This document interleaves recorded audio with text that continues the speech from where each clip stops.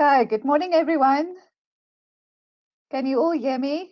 If you can hear me, just please raise your hands.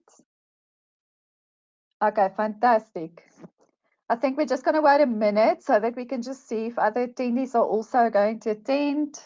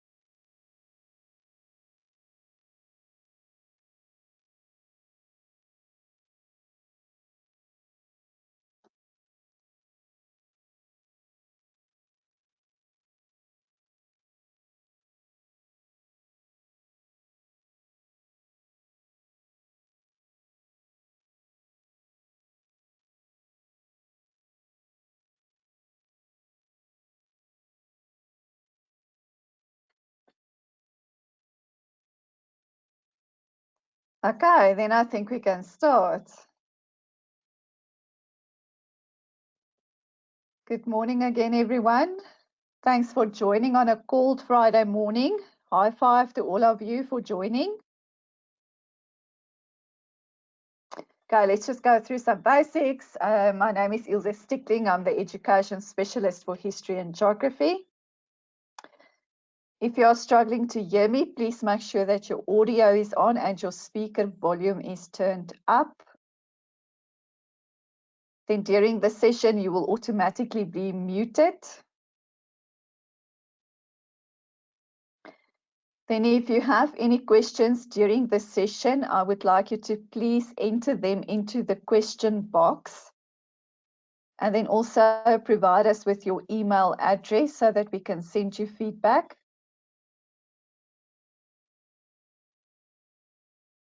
Then on the right-hand side of your screen, you will see that there are two handouts of these slideshows that you can download. Vir die Afrikaanse mense, daar's 'n Afrikaanse weergawe ook wat jy kan aflaai. So please make sure that you download these presentations.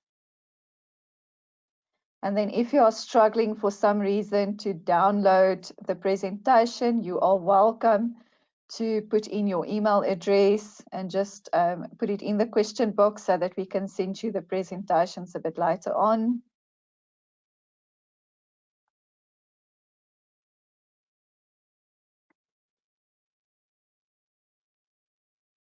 Okay, then just a final reminder that during the session I am going to talk a lot. You know me if you've previously listened in, that I talk a lot. History is my passion. So please send me your questions in the question box.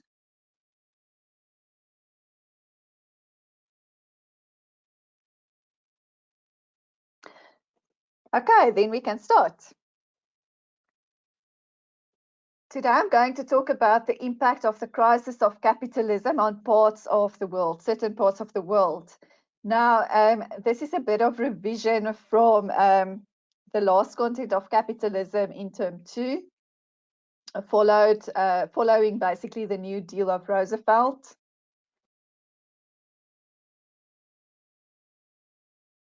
You will remember that there was a Great Depression due to the Wall Street crash in 1929 in the United States of America. And this then later also spread to other parts of the world. Remember that the United States of America was the dominant economic country. A lot of investments throughout the world. And obviously, if there's a crisis in the United States of America regarding the economics, then obviously this will have a negative impact on other parts of the world as well.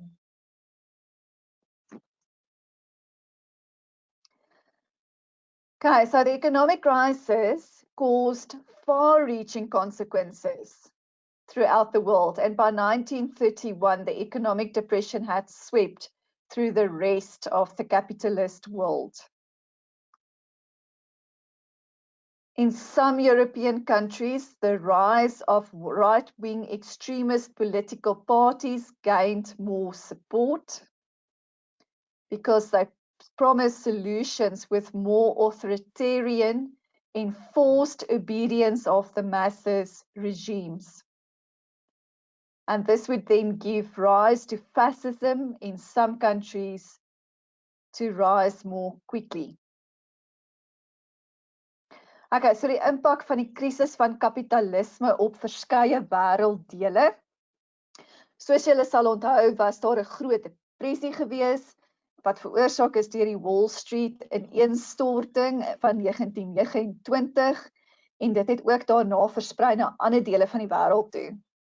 En juist daaroor dat die Verenigde State van Amerika 'n ekonomiese mag was en baie beleggings in Amerika, baie handel met Amerika en aangesien dit sleg gegaan het nou in die Amerikaanse ekonomie, sal dit dan ook 'n negatiewe effek hê op ander dele in die wêreld. Veral in die kapitalistiese wêreld, né? Okay, so die ekonomiese krisis het 'n wyd verspreide negatiewe gevolg gehad op baie kapitalistiese lande in die res van die wêreld, veral hierso van 1931 af. En dan in baie Europese lande het dit bygedra tot die opkoms van verregse ekstreme politieke partye en groepe wat dan meer support gekry het omdat daar beloftes aan hulle gemaak is dat dit meer autoritair kan reggestel word. En dit het bygedra tot die opkoms van fascisme in sekere lande voor die Tweede Wêreldoorlog. En dit het dan fascisme ook deurgedra tot die Tweede Wêreldoorlog as sulks.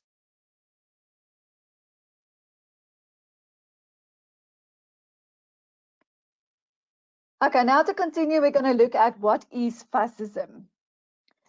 Okay, now obviously these photographs will tell you a lot about fascism. On the top right, you will see Nazi Germany with the rise of Adolf Hitler as the leader. And you will see that Adolf Hitler, as well as his soldiers and followers, were mostly dressed in uniforms. So one of the signs of fascism is that these are very strong militaristic countries. They've got a very strong military appearance, and that is also to be very intimidating to people in the country. You will see that people are raising their arms and hands, and that they would then shout Heil Hitler as Hitler passes them. And this is actually making a god of Hitler, that the leader in fascist states are worshipped. And also in fascist states that no opposition is allowed. Adolf Hitler is a dictator ruler. No opposition will be killed in fascist states. It's a one-party government. And no one is allowed to speak negatively about the leader or the government, or there will be severe consequences. On this side, you see Hitler with General Tojo of Japan. Japan was another fascist state based on a very strong military appearance. And then on the bottom left, you will see Mussolini of Italy, also becoming a fascist state. So these three became fascist states, supporting one another, and they would then later also sign a treaty that would go on through the Second World War, in which these countries supported one another because they had the same political ideologies.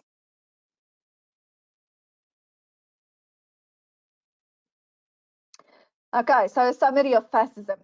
Fascism is a one-party rule. In other words, there's no democracy or any other political parties are allowed. The rulers of fascist states are dictators. They dictate. They will tell you what to do, what you must do, and everyone must obey, or there will be consequences. Okay, in fascist states, there's also a worship of the ruler or the leader. If we take, for example, Adolf Hitler, people would call him mein Führer or my leader. And then they would also shout, Heil Hitler. There's a very strong military appearance in fascist states that's also very intimidating to the people. No opposition is allowed, no freedom of speech. Fascist states are also anti-communist because communists were the biggest competition for fascist states. Fascist states are very aggressive imperialists. They want more land. They want to extend territory throughout the world.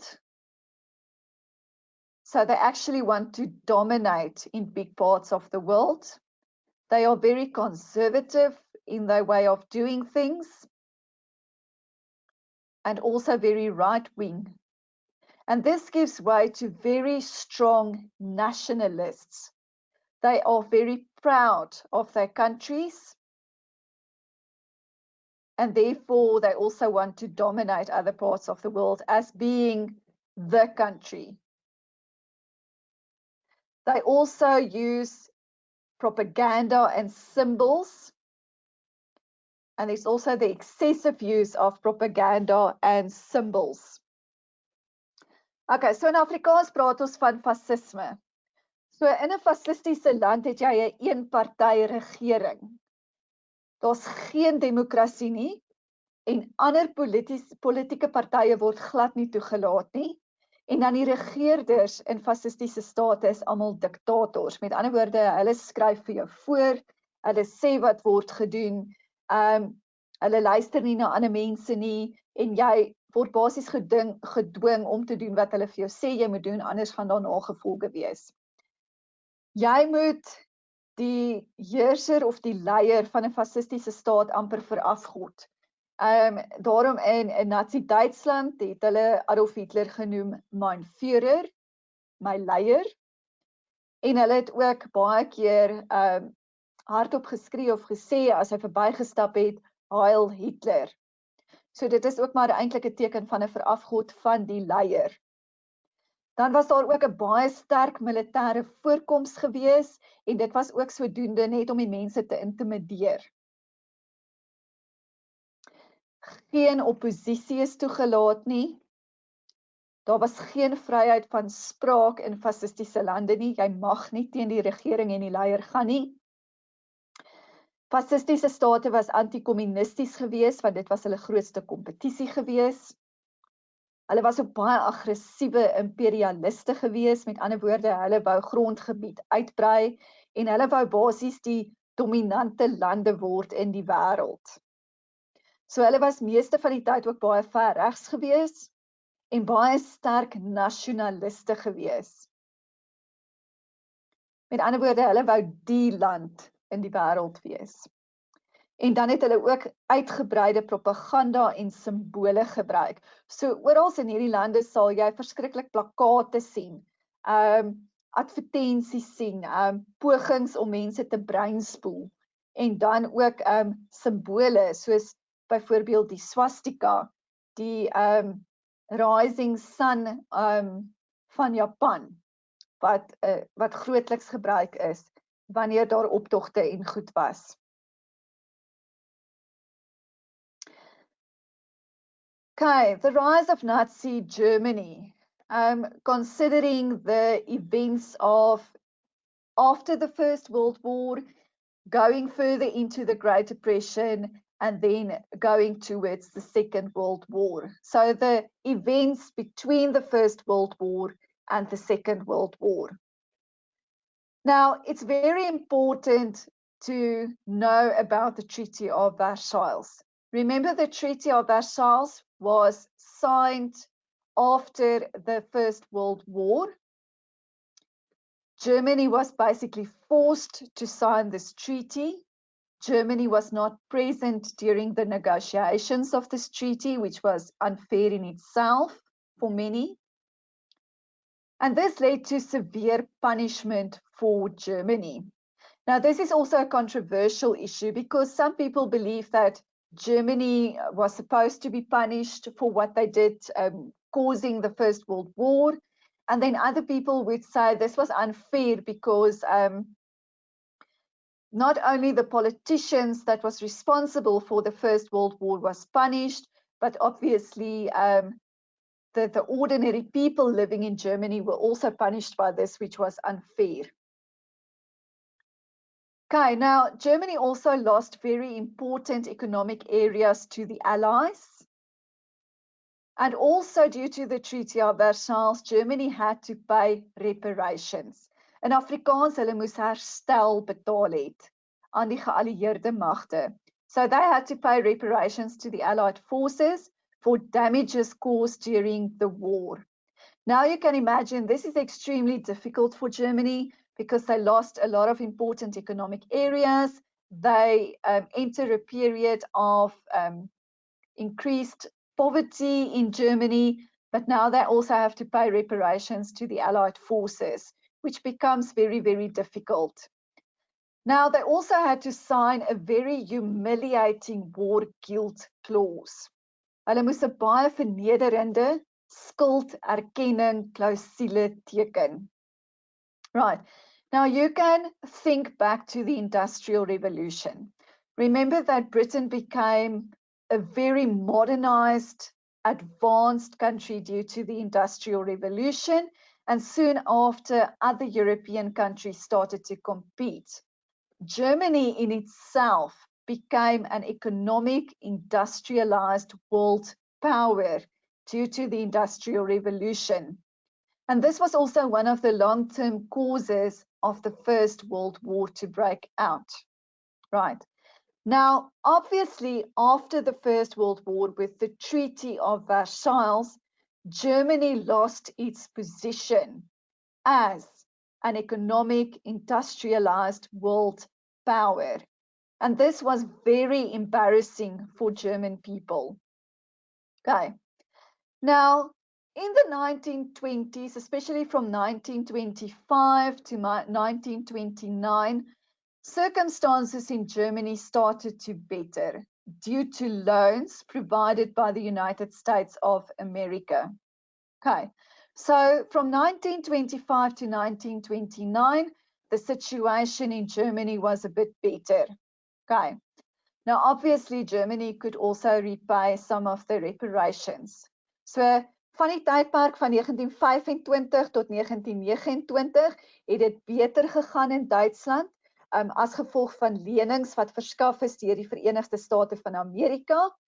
En Duitsland kon nou 'n bietjie meer terugbetalings ook gedoen het vir die skuldbetalings wat hulle moes, of vir die herstel wat hulle moes betaal het. Okay. But now the Great Depression broke out in 1929 in the United States of America. And this is important because now in many capitalist countries, money started to become worthless, more bankruptcy, people started to suffer, and Germany in itself became bankrupt. You would see photographs of people playing with children, playing with money in the streets in Germany. It's completely worthless. Now, obviously, this had a very negative effect on the Allied forces as well, because the Allied forces lost a lot of money during the First World War. And now, if Germany could not repay the other countries, obviously, this would have a negative multiplying effect on the Allied forces who borrowed from one another. If one country cannot get a refund, then obviously that country cannot repay another country, that country cannot pay the other country, and so forth. Right. So in 1929 het die Groot Depressie uitgebreek. Dit het 'n baie negatiewe effek gehad op ander lande in die wêreld, veral kapitalistiese lande. En dan sien ons ook waar geld basies hulle waarde verloor in meeste van hierdie kapitalistiese lande. Duitsland op sigself het bankrot geword. En 'n mens sien nogal redelik foto's van kinders wat met geld in die strate speel, want dit beteken niks nie. En dit het 'n effek gehad op die geallieerde magte ook, want Duitsland kon nie terugbetaal nie, en dan kon daai land wat by daai land geleen het nie daai land terugbetaal nie, en dit het so 'n meervoudige effek gehad op alle lande. Now, Germany after the First World War was called the Weimar Republic. Now, this is also very important to know that Germany had no former experience of democracy. Before the First World War and during the First World War, remember that Germany was an empire, right? So this also had a negative effect on Germany because you now have a democratic government with a president, but they don't know how democracy actually works because they did not have former experience of democracy.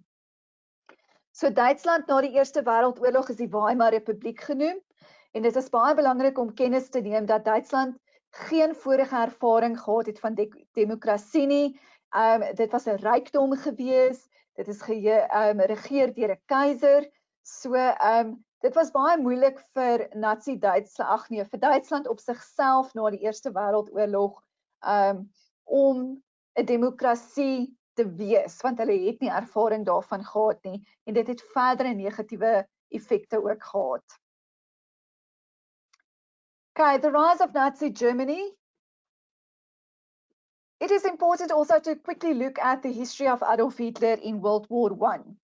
Can all of you remember in which country Adolf Hitler was born? Okay, Adolf Hitler was born in Austria, so he was not born in Germany.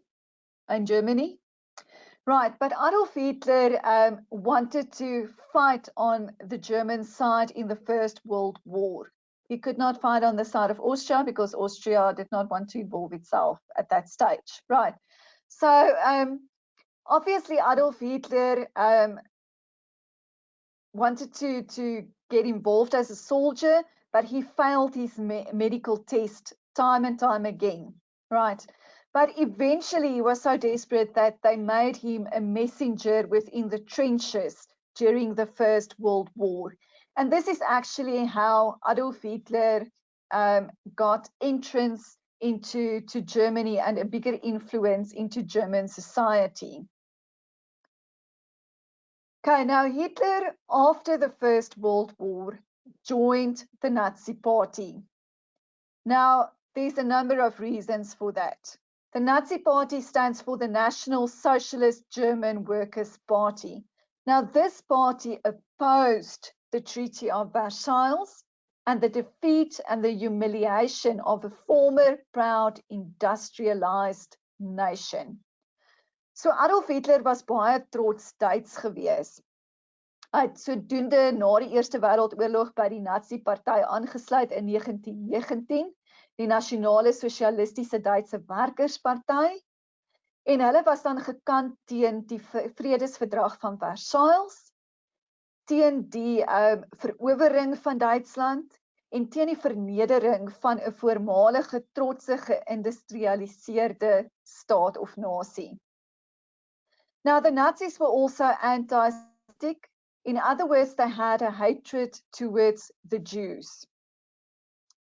Okay, so die Nazi-party was ook antisemities. Hulle was teen die Jode gekant gewees, and they used the Jews as a scapegoat, 'n swart skaap, for Germany's financial situation. Okay. Now, the reason for this is behind all financial successes they felt was a Jew. So in many times people would say this was just a jealousy from the Nazi Party or the Nazi Germans. But many Germans today still feel that Jews are behind the World Bank and Jews are behind this and Jews are behind the movies in Hollywood and so forth, right? and that the Jews are actually dominating the world, and they are behind many evils throughout the world that is against what the Nazi Party and other states were against. Hitler became a very popular public speaker at the Munich Beer Hall in Germany.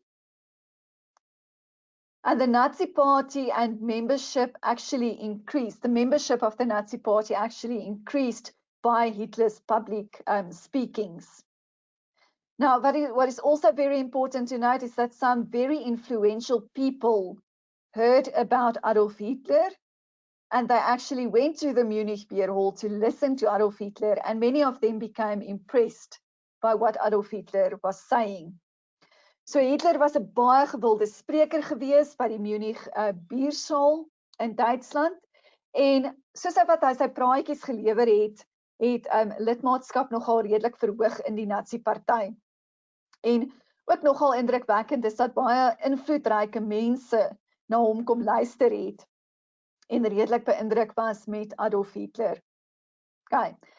In 1923, remember this was still a bad economic situation in Germany, the height of the economic crisis in Germany, the Nazis actually for the first time felt strong enough to try and take over power in Germany.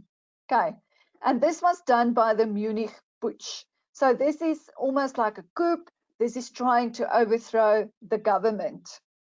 So in 1923 was daar baie slegte toestande, ekonomiese toestande in Duitsland gewees, en vir die eerste keer het die Nazi-party sterk genoeg gevoel om beheer te probeer kry oor Duitsland, en dit is gedoen deur die Munich Putsch. Met ander woorde, dit is 'n omverwerping van die regering. Right. This was unsuccessful, and Hitler was arrested and imprisoned.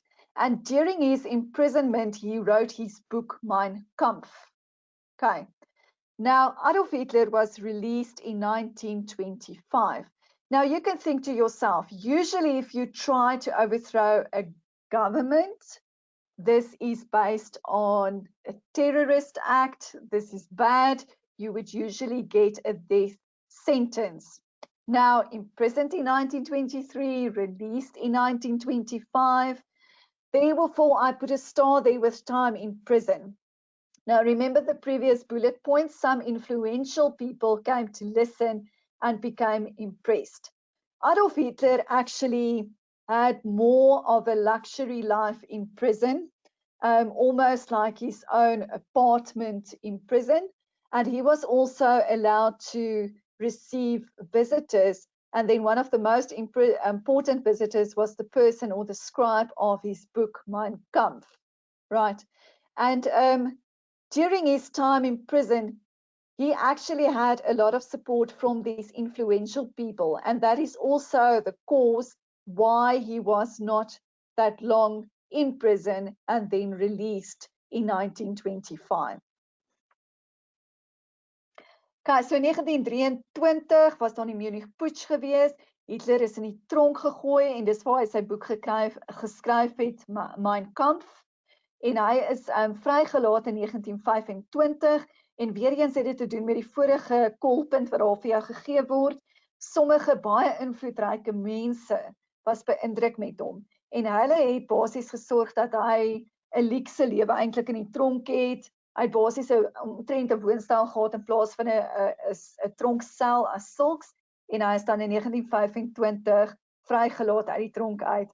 In teenstelling met wat mense regtig sou ontvang het as hulle 'n regering probeer omverwerp het, want gewoonlik sou dit die doodstraf gewees het.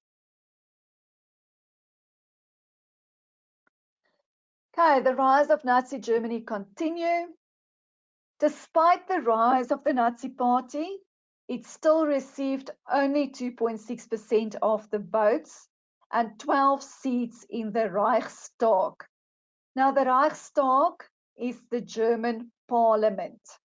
Okay, so ondanks die party se sukses, het hulle nog steeds net 2% van die stemme gekry, 2.6% van die stemme en 12 setels in die Duitse parlement wat die Reichstag genoem is.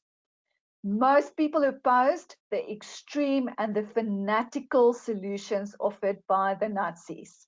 Right. So at this stage,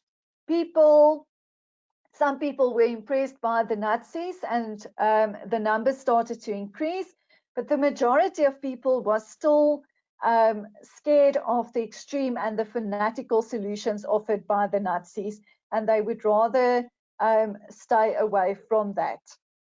Now, remember in 1925 to 1929, the time in which the elections also took place, the economy of Germany improved due to the support of the United States of America. So it was not necessary at this stage for the people to still vote all for the Nazi Party or most for the Nazi Party. It was not a desperate time between 1925 and 1929. Now, the German Communist Party was very strong at that stage, and millions of workers supported the party, and it also received support from the USSR, the Soviet Union. The Nazis hated the communists, and fights between members often broke out.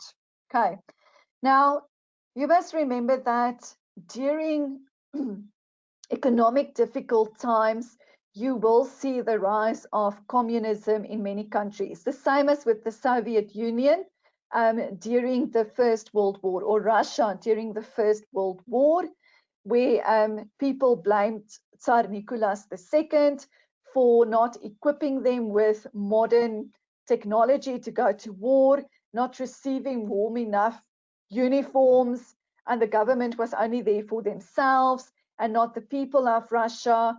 And this led to the rise of communism, and then obviously a communist takeover in Russia, becoming then later the Soviet Union. Right. So this would also be a problem during the Great Depression in many European countries, is that you will see an increase in communist parties in European countries due to this. Now, the Great Depression had a huge negative impact on Germany. People feared a communist takeover, and more people started during this stage to support the Nazi Party because the Nazi Party offered them hope. So rather vote for the Nazi Party than vote for communism.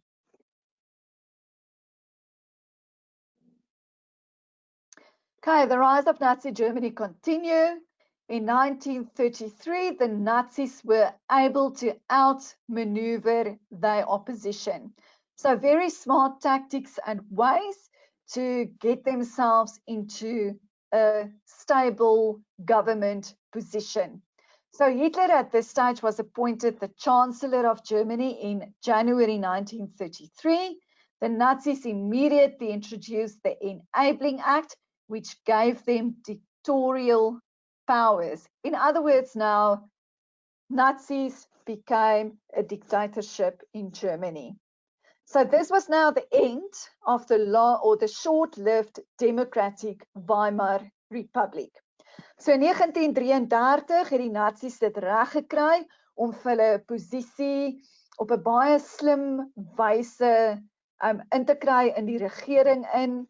Dit was nie altyd baie eties gewees nie, maar Hitler is dan ook aangewys as die kanselier van Duitsland in Januarie 1933 en die Nazis het onmiddellik die Enabling Act ingebring en dit het vir hulle diktator magte gegee. En dit was dan sodoende die einde gewees van 'n demokratiese Weimar Republiek. Okay.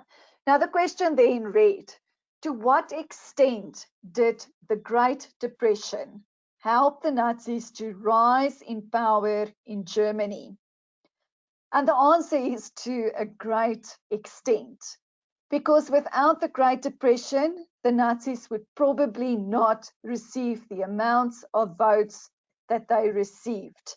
This was a situation of desperate measures calls for desperate actions.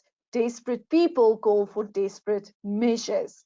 And to vote for the Nazis, remember that most people did not believe in the extremist ways of the Nazis and so forth. But for this was the only possibility for them to get out of the negative economic situation of Germany by voting for the Nazis.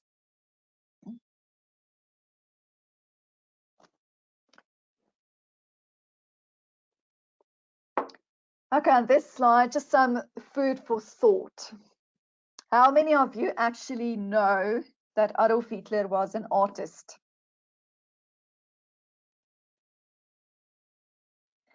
Okay, probably very few of you actually know that he was an artist. There are some of his paintings. You can actually just Google art of Adolf Hitler, and you will see that he was actually quite good with a number of scenery that he painted. Okay, now, before the First World War and so forth, Adolf Hitler actually wanted to enroll in a Viennese art school. He loved art, but then obviously they did not accept him in the art school because his type of paintings was not modern or fashion in those days. Now, some food for thought. I actually want you to think about if they accepted him in the Viennese art school, if he would actually have become a dictator later on. Okay, now there on the slide, you will also see the signature of Adolf Hitler on his paintings. Some of his paintings are in United States government buildings after the Second World War. Some of them have been auctioned at many auctions. The selling of these paintings were not successful due to the stigma attached to Adolf Hitler. And then in other auctions, some of his paintings were actually sold for millions. So in his paintings itself, he would also, during the First World War and the Second World War, also paint scenes from the wars, which also gave us an indication of what some places looked like during the war.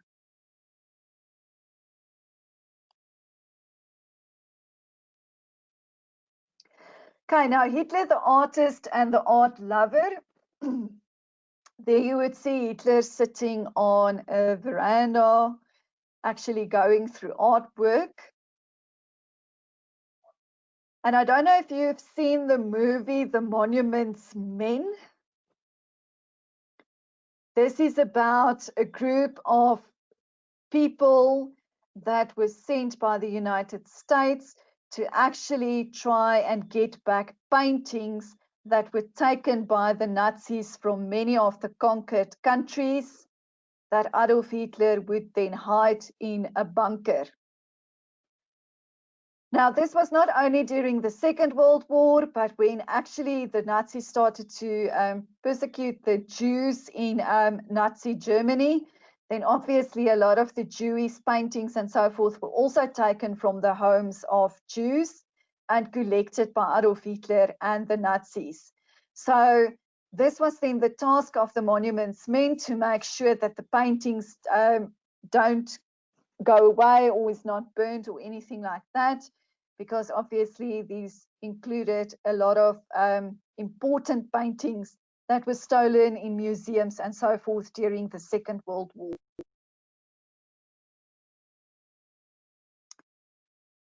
Okay, now done with Nazi Germany and its impact there. The impact of the crisis of capitalism on Japan. Okay, now Japan had quite the opposite history in the beginning, because Japan fought on the side of the Allied forces during World War I. And therefore, Japan did not suffer as much as Germany after the First World War. Japan gained increased international status after the war and became a serious industrial competitor for the United States of America and Europe after World War I. Now, Japan also held one of the 5 permanent seats in the League of Nations, that was the predecessor of the United Nations, but had strong imperialistic ambitions after World War I, as it was an industrial power, but located in a very small country with limited resources. Okay, so Japan het basies die teenoorgestelde effek gehad. Japan het aan die kant van die geallieerde magte geveg tydens die Eerste Wêreldoorlog of hulle geondersteun en het dus nie dieselfde uitkomste gehad as Duitsland na die Eerste Wêreldoorlog nie.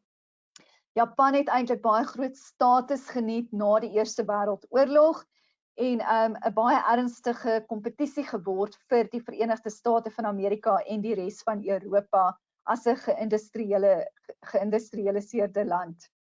Hulle het dan een van die 5 permanente setels gehad in die League of Nations. Dit was die voorganger gewees van die Verenigde Nasies. Maar hulle het baie sterk imperialistiese ambisies ontwikkel na die Eerste Wêreldoorlog, wat binnekort vir hulle probleme sou begin gee. Aangesien hulle industriële mag was, maar hulle was 'n redelike klein land gewees en hulle het beperkte hulpbronne gehad. So hulle moes begin kyk het na ander plekke om uit te brei. Okay.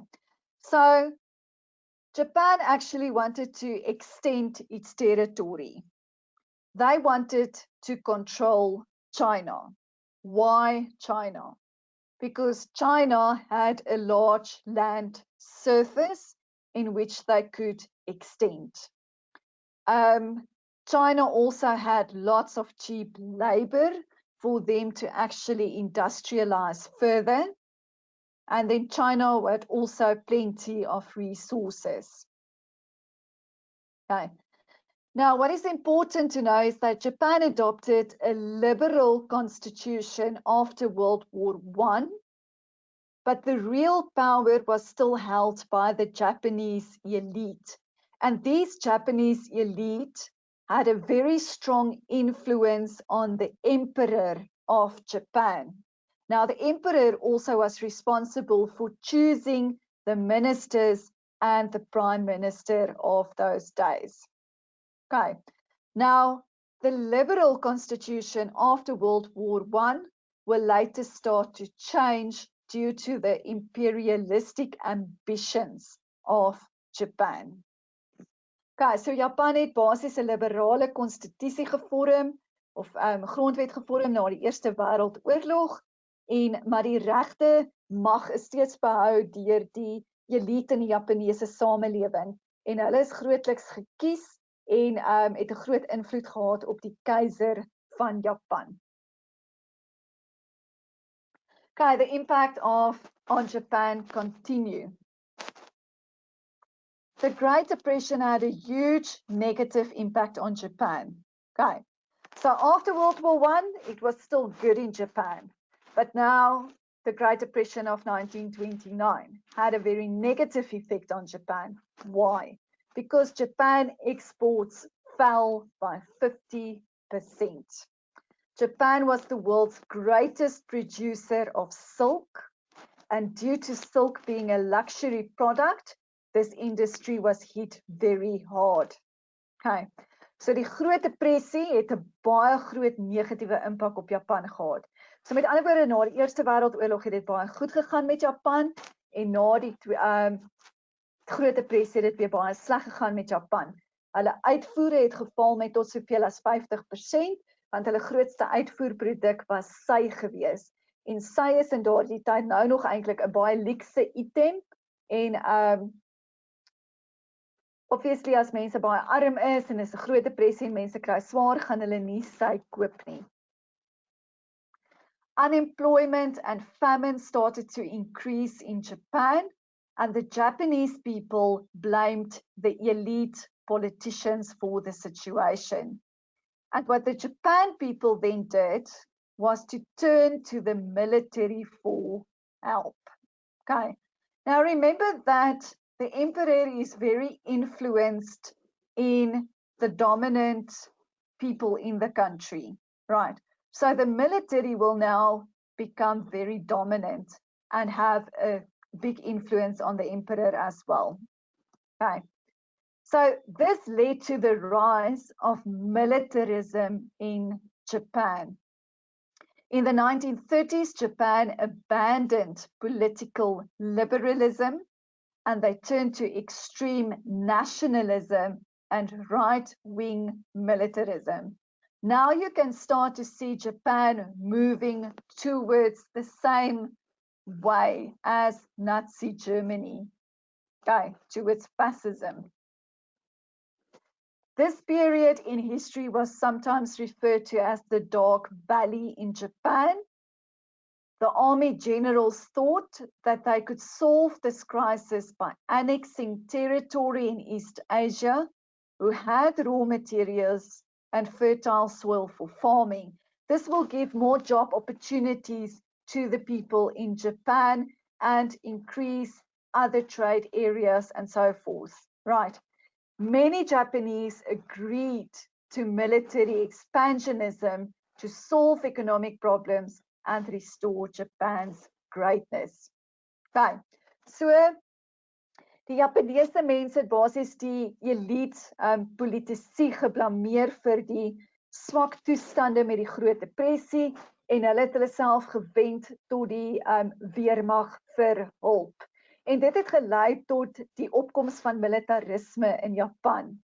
Nou hierdie militarisme het verder gelei tot 'n baie nasionalistiese, verregse tipe vorm van regering.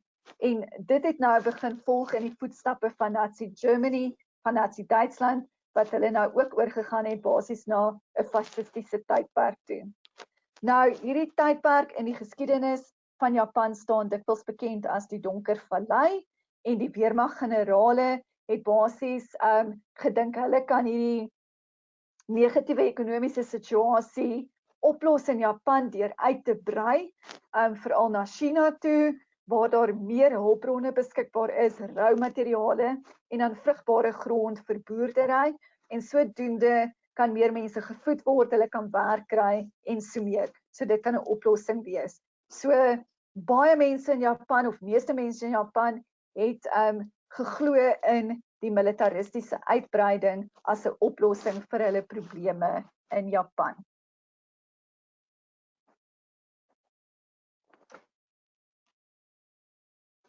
Okay, in 1931, Japan invaded Manchuria. Manchuria became a puppet state of Japan, a marionette staat van Japan. The League of Nations then ordered Japan to withdraw from Manchuria, and Japan refused. Now remember, as the predecessor of the United Nations, the League of Nations did not support war and so forth. They wanted peace throughout the world, especially after the First World War. And this was not how Japan was going to take over China. They had to take over China by force. Okay, so Japan then decided to resign from the League of Nations in 1933. So Japan het dan onttrek uit die Liga van Nasies in 1933, sodat hulle verder vir China kon aanval. Now, Japan invaded the rest of China 4 years later. Okay. Now, in 1937, Japan entered into a military alliance with Germany and Italy. Okay, with other fascist states, other countries who had the same political ideologies as Japan. Now, a military alliance actually means that if countries should be attacked, the other countries would help them during a war, that they would support one another in some or more military ways during a war. All three states, fascist military states, where opposition was now not tolerated. And again, this is an example of people being forced into something that they probably later regretted because of desperate measures caused by the Great Depression. Because obviously a lot of people would also suffer, ordinary citizens that would suffer under a fascist Japanese state. So again, another example of extreme solutions to economic problems caused by the Great Depression. Now, as you all know by now, sorry, Japan bombed Pearl Harbor, the Navy of the United States of America, the naval bases in Hawaii, on the 7th of December 1941, and this forced the United States of America to enter the war. And now it became the Allied forces versus the Axis powers. So the Axis powers comprised of Germany, Italy, and Japan as such, as the fascist states. Okay, now there's some pictures of Japan's militaristic rise. There you will see that it's also strongly military, the same as with Nazi Germany and fascist Italy, people wearing uniforms, and also the use of propaganda and excessive use of symbols. So this is the flag of the Japanese military, and this represents a rising sun as well. Okay, you will see that there's a red dot also on the flag. The Japanese invasion of Manchuria and the rape of Nanking. With the invasion of China, there was a lot of human rights violations, women being raped in the most awful ways possible. So obviously this was a brutal part of history, also referred to the Sino-Japanese War, wars that took place. There you will see Sino-Japanese War, the war between China and Japan. And this was just before the Second World War. There you will see Chinese Americans putting posters up. They are against the Japanese invasion of Manchuria, and obviously the human rights violations going with that.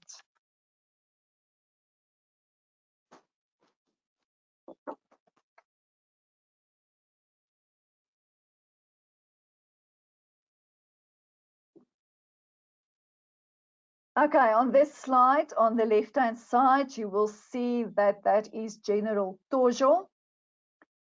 General Tojo was then the head of the military, strong militaristic, fascist leader. And then on the right-hand side, you will see Emperor Hirohito, then also supporting at this time the militaristic, imperialistic extension of Japan.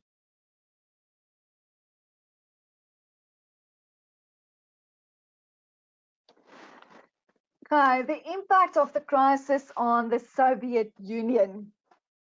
Now, if you remember back to the Russian Revolution of 1917, that again Tsar Nicholas II and his wife Alexandra and children and so forth were murdered. And Russia became a Soviet country, a communist country, with other countries as well involved to become the Soviet Union. And the Soviet Union had a communist economy and was completely state-controlled. Now, the Soviet Union was independent. So actually, the Great Depression had no influence on the Soviet Union because by this time in 1929, Stalin already introduced the 5-year plans under his communist rules. And obviously, the Soviet Union was starting to develop itself. And they wanted to become a world economic power on the same level as the United States. And according to Stalin, this had to happen within a period of 10 years. Okay, so therefore the Soviet Union was not affected by the Great Depression, but the Soviet Union, however, did support the rise of many communist groups within Europe as the Great Depression started with its negative influence in many, many countries. Again, think of Russia during the First World War. Russia went through the same thing during the First World War, from an empire going on to a communist state, because obviously where people are suffering and so forth, then obviously and leaders live in luxury, you will start to see the rise of communist or communism in many countries. Goed, as ons dink aan die Russiese revolusie van 1917, dan kan ons dink dat Rusland keizer Tsar Nicolas en sy vrou en familie is dan doodgemaak tydens die revolusie, en basis van 'n rykdom het dit oorgegaan na 'n kommunistiese land. So basis die Sowjetunie is glad nie negatief beïnvloed deur die Groot Depressie nie. Hulle was reeds 'n kommunistiese staat wat op hulle eie ontwikkel het, onafhanklik van ander lande. Nie soos in die kapitalistiese wêreld waar hulle afhanklik was van mekaar nie. En Stalin het al reeds begin met sy 5-jaar planne, en die doel van sy 5-jaar planne was om tot op dieselfde vlak te kom as die Verenigde State van Amerika in 10 jaar se tyd. En mens kan ook dink dat dit later gelei na die Tweede Wêreldoorlog tot die Koue Oorlog, wat al 'n geweldige kompetisie was tussen kommunisme en kapitalisme in die wêreld. Goed. So daarom is die Sowjetunie glad nie beïnvloed negatief deur die Groot Depressie nie. En ons kan ook maar dink weer eens terug aan die geskiedenis van Rusland tydens die Eerste Wêreldoorlog, dat hulle deurgegaan het deur dieselfde, en daarom die opkoms van kommunistiese groepe tydens die Groot Depressie in ander lande geondersteun het en probeer help het om kommunistiese ondersteuning te ontvang.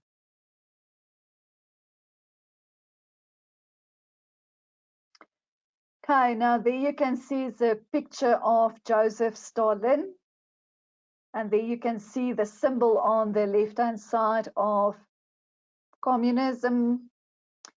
And where there's communism, you will also see the color of red, very prominent.